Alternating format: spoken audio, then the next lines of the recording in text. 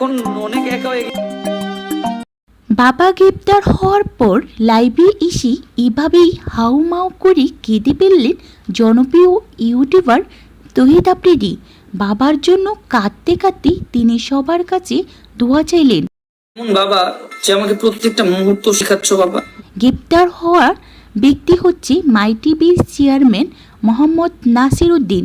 তাকে রাজধানীর গুলশান থেকে গ্রেপ্তার করেছে ঢাকা মহানগর গোয়েন্দা পুলিশ টিভি।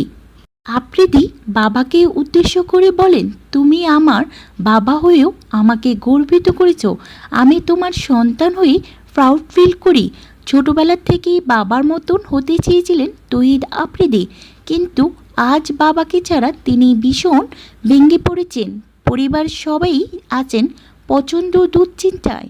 রাজনৈতিক টানাপোড়া আর মামলা মোকদ্দমের কারণেই আফ্রিদির পরিবার এখন ভীষণ চাপে।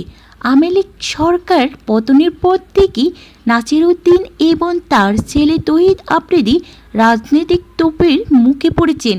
কিছুদিন ধরেই সোশ্যাল মিডিয়া থেকে অনেকটা আড়ালে চলে গেছেন আফ্রিদি।